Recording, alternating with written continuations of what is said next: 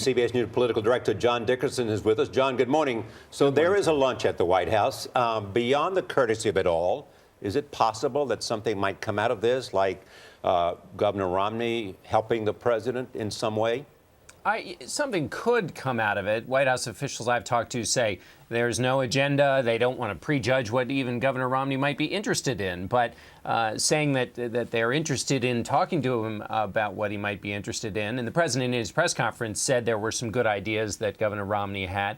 So you could get a little something out of this. But at the moment, I think we put this in the category of a formality. And we'll see how nice that picture is and if they get through their lunch. That's right, John. Well, look, the fiscal cliff is the other difficult situation facing Washington. And we just heard Senator Lindsey Graham, a Republican, say, yeah, well, look, we've given a little bit. Now we're waiting for the White House to give a little bit on entitlements. This is the game that's being played. What do we expect next?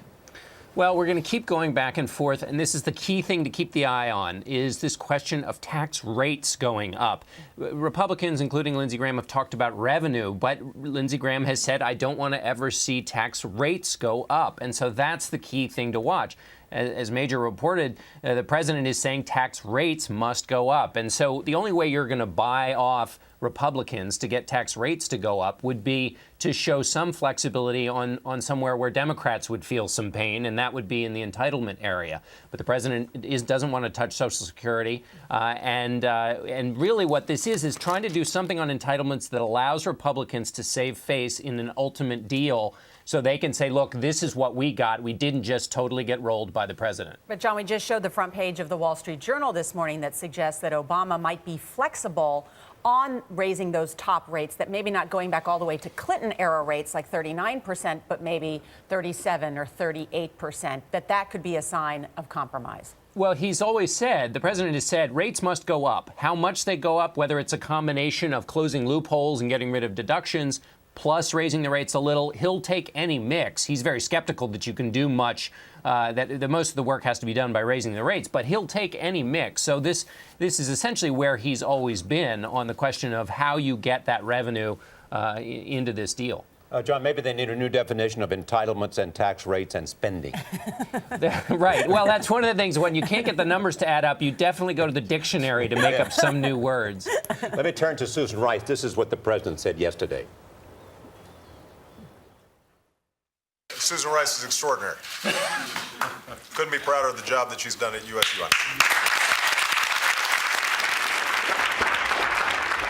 So what does that mean? The president is going to insist that his nomination go forward if he is her choice, or he simply wants to make sure that nobody's beating up on his UN ambassador?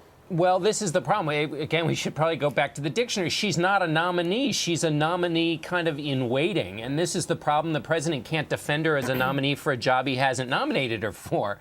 But the problem is this is kind of a loose shirt tail out there. She's going around the hill talking to senators. The meetings aren't going well, in part because senators are, if nothing else, reserving their leverage for if she actually does become the nominee. They then will have a process. They'll have hearings. They'll then have to make a judgment on that. They don't want to prejudge that process, but that process hasn't begun.